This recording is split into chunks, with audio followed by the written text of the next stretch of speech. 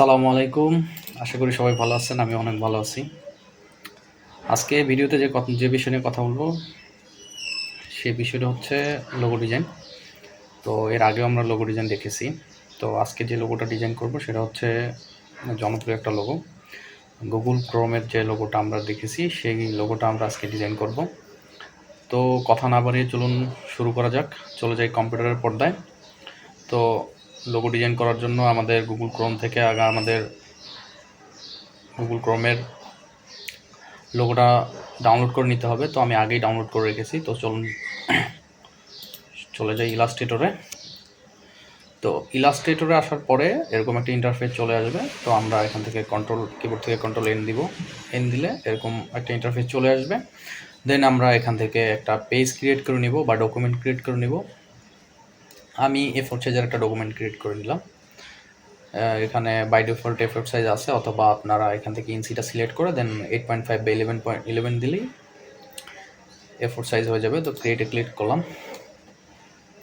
ক্রিয়েটে click করার পরে এরকম একটা ইন্টারফেস চলে আসবে। তো ক্রিয়েটে ক্লিক করার পরে আমরা যে কাজটা করব, আমাদের যে লোগোটা আমরা ডাউনলোড করেছি সেই লোগোটা আমরা এখানে ইম্পোর্ট করব। তো ইম্পোর্ট করার জন্য আমি এটাকে মিনিমাইজ করে সরাসরি আমার ডেস্কটপের পর্দায় চলে গেলাম। তো এখান থেকে যে এটা হচ্ছে আমার ডাউনলোড করা লোগোটা। তো এখান থেকে আমি এটাকে ড্র্যাগ করে ধরে এখানে ছেড়ে দিলাম। ছেড়ে দেওয়ার পরে এরকম একটা বড় হতে পারে আপনাদের বা ছোট হতে পারে। তো এটাকে আমি কিবোর্ড থেকে শিফট চেপে এটাকে ছোট করে নিলাম। সমানভাবে ছোট করে নেওয়ার পরে এক কোণায় রেখে দিলাম। দেন দেখেন এখানে ক্রস মার্ক হয়ে আছে এরকম। তো এটাকে ক্রস মার্কটাকে তুলে দেওয়ার জন্য আমরা এখান থেকে এমবেডে ক্লিক করব। এমবেডে হয়ে যাবে। এমবেডেড হয়ে গেলে দেন এটা ক্রস মার্কটা চলে যাবে। দেন এটাকে আমরা এখানে লক করে দেবো Ctrl+2 দিয়ে। লক করে দেওয়ার পরে হলো আমাদের কাজ। তো আবার আমি এটাকে একটু আনলক করে নিচ্ছি। এটাকে আর একটু ছোটো করবো আমি। আর একটু ছোটো করার পরে আমি এখানে একবারে কোণায় রেখে দিলাম। রেখে দেওয়ার পরে আবার Ctrl+2 দিয়ে এটাকে লক করে ফেললাম। লক করে ফেলার পরে আমাদের যে কাজটা হচ্ছে সেটা হচ্ছে আমরা যে দুইটা টুল দিয়ে এই লোগোটা বানাবো, এখানে শুধুমাত্র দুইটা টুল দিয়ে এই লোগোটা বানানো হয়েছে। সেই দুইটা টুল হচ্ছে, একটা হলো লাইন সেগমেন্ট টুল আর একটা হলো ইলিপস টুল, অথবা যেটাকে সার্কেল বলি আমরা। এবং এই দুইটার মাধ্যমে আমরা এই লোগোটা বানাবো। দেন এই দুইটা টুল দিয়ে আমরা লোগোটা বানানোর পরে আমরা শেপ বিল্ডার টুল ইউজ করব এবং আইড্রপার টুল ইউজ করব। বাড়তি টুল হিসাবে দুইটা টুল।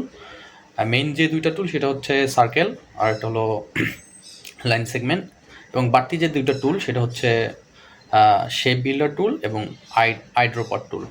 তো চলুন শুরু করা যাক।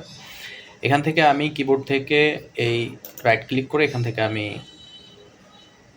ইলিপস টুলটা নিলাম, অথবা কিবোর্ড থেকে এল চাপলেই আপনারা ইলিপস টুলটা সিলেক্ট হয়ে যাবে অটোমেটিক্যালি। দেন আমি কিবোর্ড থেকে shift and alt button hold করে একটা ইলিপস আর্ট করলাম। আর্ট করার পরে দেখুন এটা সাদা রঙের হয়ে আছে। তো এটাকে আমি আর্ট বোর্ডের মাঝখানে নিয়ে যাব। অ্যালাইনমেন্ট করে নিলাম মাঝ বরাবরে। আর্ট বোর্ডের মাঝখানে আনার পর এখান থেকে আমরা উপর থেকে এটার ফিল কালারটা অফ করে দিব এবং আউটলাইন কালারটা অন করে দিব ব্ল্যাক। দেন এটাকে ডিসিলেক্ট করব। ডিসিলেক্ট করার পরে যেরকম একটা দেখাবে। দেন এটাকে আবার সিলেক্ট করব আমরা। সিলেক্ট করার পরে কিবোর্ড থেকে Ctrl+C Ctrl+F, অর্থাৎ Ctrl+C দিয়ে কপি করলাম এবং F দিয়ে এটার ফ্রন্টে এটাকে পেস্ট করলাম আমরা। দেন পেস্ট করার পরে কিবোর্ড থেকে shift and alt button hold করে এটাকে আমরা ছোট করব, ঠিক যতটুকু লাগে আমাদের। দেন এটা সিলেক্ট থাকা অবস্থায় আবার কিবোর্ড থেকে Ctrl+C Ctrl+F, দেন কিবোর্ড থেকে আবার shift and alt button hold করে দেন এটাকে আর একটু ছোটো করবো আমরা। এরপরে আমাদের যে কাজটা করতে হবে, লাইন সেগমেন্ট টুল সিলেক্ট করতে হবে। তো আমরা এখান থেকে লাইন সেগমেন্ট টুলটা সিলেক্ট করলাম।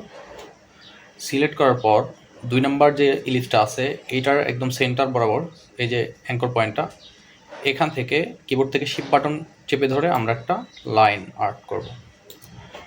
লাইন আর্ট করার পরে বা লাইনটা ড্র করার পরে এই লাইনটাকে আমরা সিলেক্ট করব। সিলেক্ট করে দেন আমরা রোটেশনে যাব, রোটেট টুলে যাব। রোটেট টুল থেকে যাওয়ার পরে একদম সেন্টারে, এই যে আমি যখন এখানে সেন্টার নিয়ে যাব তখন সেন্টার এই যে লাল রঙের যে সেন্টার কথাটা আছে ঠিক ওটা চলে আসবে।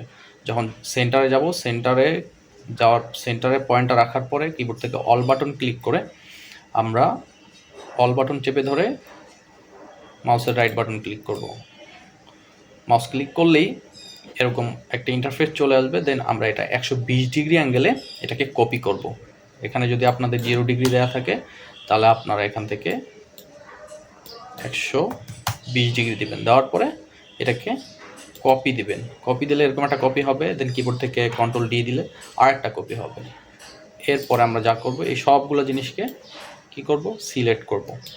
সিলেক্ট করার পরে কিবোর্ড টুলবার থেকে শেপ বিল্ডার টুল সিলেক্ট করব। সিলেক্ট করার পরে প্রত্যেকটা অংশকে আমরা একটা করে শেপে ক্রিয়েট করব। তো এটাকে একটা ক্লিক দিলাম, এটাকে একটা ক্লিক দিলাম, এটাকে একটা ক্লিক দিলাম, এটাকে একটা ক্লিক দিলাম, এখানে একটা ক্লিক দিলাম। ওকে, ডান।